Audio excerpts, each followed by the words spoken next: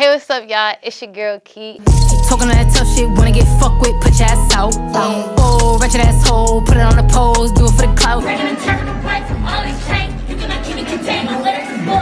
It's nice for money, I'm blowing your brains, I'm trying to do that. And I kill every beat and then act like it's nuts. So you know that it's KEI that be causing destruction. Shit, I'm about to black out. And you are now watching Crowned on SaraG TV. That's just how the world spins. I guess I'm selfish every now and then. You sin, I sin. You bleed, I bleed. You lose, I lose. I'm human too. Yeah.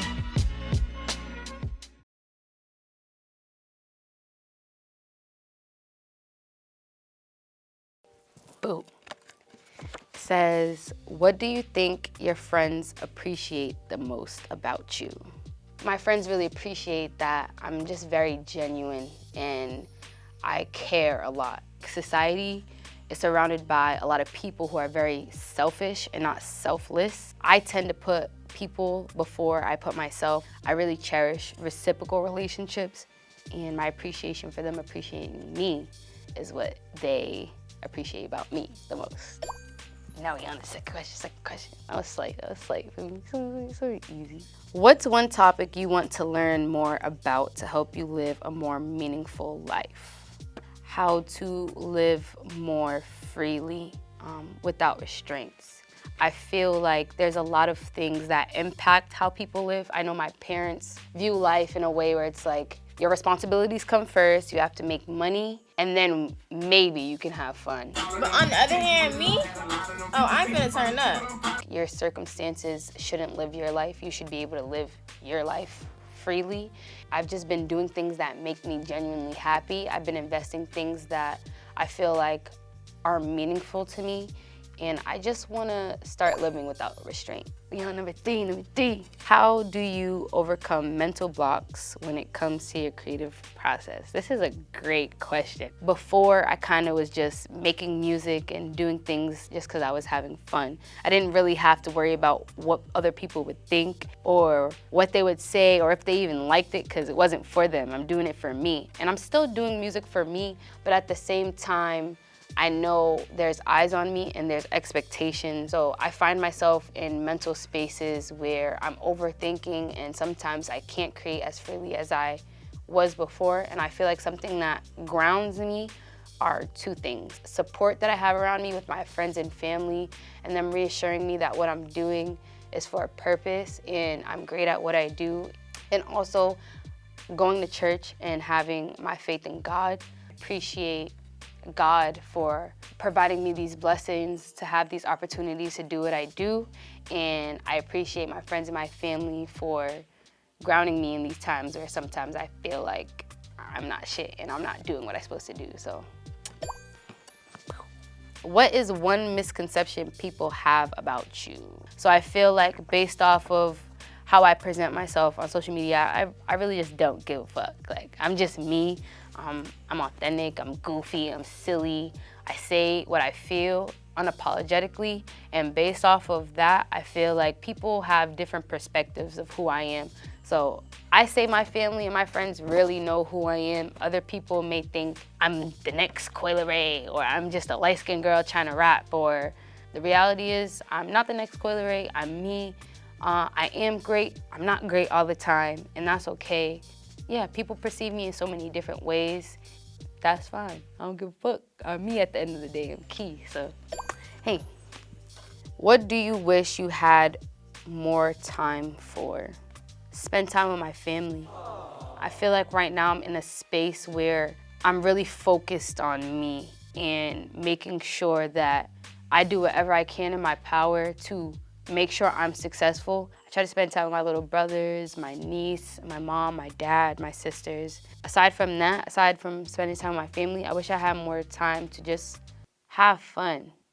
I feel like with doing what I do, I have fun, but at the same time, it's kind of like a pressure over your head where it's like, this is work at the same time. Like, you gotta be productive in what you're doing. So I say I wish I had more time just having fun and spending time with my family.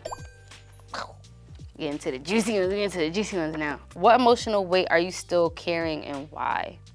That's a really good question. I'm an emotional person due to like family trauma and things that I've been through, and I felt like I've done a lot of reflecting over the last couple of years, and I've healed from that, and I've grown from it.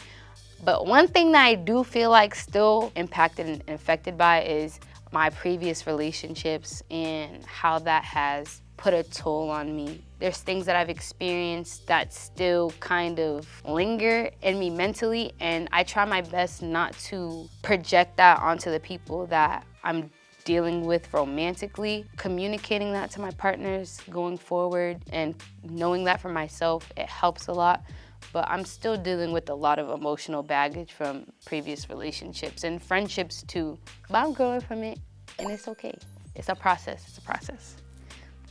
Do you stay friends with your exes? I am not friends with any of my exes, except for one, because that wasn't only my ex-boyfriend, but that was my best friend.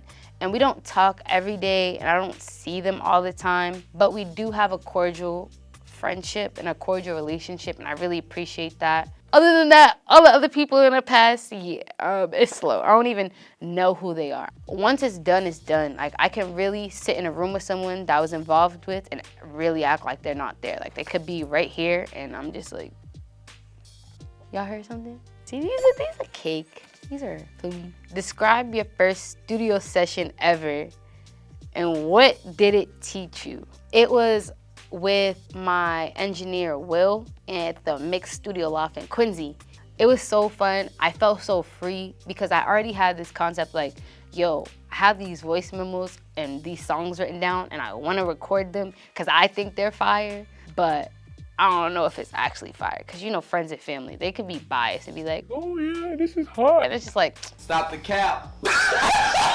So when I was in the studio, I believe I was with my friend, MOA Cash. And he was in the booth with me, he was smoking a blunt, he was chilling. He was a little benty, he was a little drizzed a little bit, and he's like, all right, so what you're gonna do, put the headphones on, you can do your layers, you can do your dubs, you're just gonna do takes, you're just gonna punch in, you can do your ad-lib, let go, just let be free. And I'm like, all right, say that. And then he left the room. I was like, I thought you were gonna be in the studio with me. And he was like, nah, just go. So I'm like, okay. And the first song I recorded was outside on my project, my EP, Baby Steps. So I got the headphones on and I'm like, he say shorty hood, but she be living suburban. They say I'm swerving, my body, bitch, I curve it. And once it started like going, I just kept going. I'm like, yo, this is mad fun. I was so excited. And what really made the experience, Will, the engineer, was super interactive and involved with the process. It's not like just an engineer there and he's like, all right, do it again. All right, one take. Like, he was like, all right, Key, what do you think about this? And would like cut the beat certain ways. I'm like, oh shit, that's fire. Since then, I just kept going until I made 6 unskippable tracks.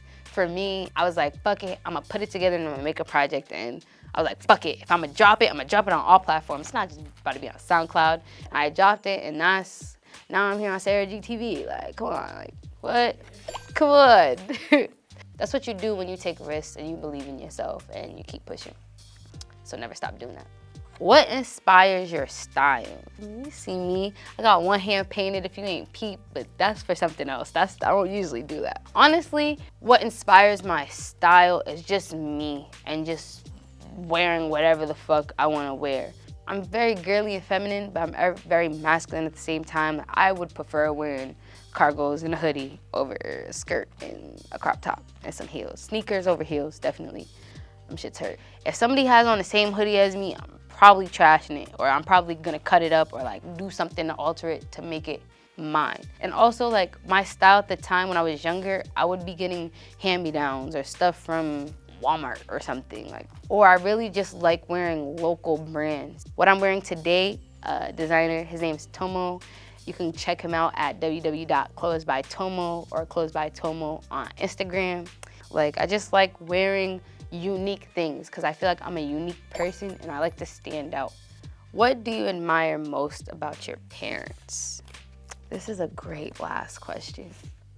I admire their grit and their determination and their care for their kids and wanting to provide and making sure that we have a life that we deserve and not living in the circumstances that they lived in. And my parents weren't the best, you know, every parent has their flaws. I've been seeing a lot of people like leave, pass away. We're living in some very terrible times. So I really just let them know like the small things are important to me. My mom will come in the room if I'm feeling sick, like, you want something to drink, or you want some food, are you hungry? Like, you want something from the store? And right now, my dad is the proudest of me that I've ever seen him be in my entire life. The most I've seen him support me in the way. He's so happy of what I'm doing, and he always makes sure he tells me that I'm great and I'm destined for greatness and I'm a natural and this was meant to be. And I appreciate them for just loving me and caring about me and providing, regardless of whatever sacrifice they had to make sure that I am in the position that I am. So they're my whole heart, and I don't know what I would do without them. So yeah, that was the last question, y'all. I appreciate it. Oh, this is so fun, yay!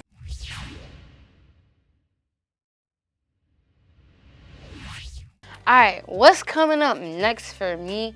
A lot of people have been seeing like that I've been working in the shadows, or I see that you've been like secluded and isolating yourself and you're working on something. I'm like, you damn fucking right I'm working on some shit. As of right now, it's probably dropped, but I'm working on an EP, my second EP. I'm dropping on my 22nd birthday of 2022, and it's called Terrible Twos. It's a little short EP. I got some crazy singles coming out and some crazy visuals that I'm adapting. I'm working on some visual treatments. I have some features that are coming, and I'm so excited for you guys to hear what I have. Who I am now, I love who I am now and the artist that I'm becoming, because I'm starting to figure out my sound and who I am as an artist and how do I want to portray myself, what is my brand. So I'm excited for the content in the next couple of months. I have some shows in a few different states, but yeah, I'm also working on a longer length project. It definitely is gonna display different sides of me, which I'm really looking forward to presenting to y'all. So that's what I have coming up, and I can't wait for you guys to hear. All right, y'all, it was your girl Key. You found out a little bit about me, and make sure that you like, comment, and subscribe to SaraG TV, and share this video to your friends and family, because fuck you doing if not. Feel me? And we out.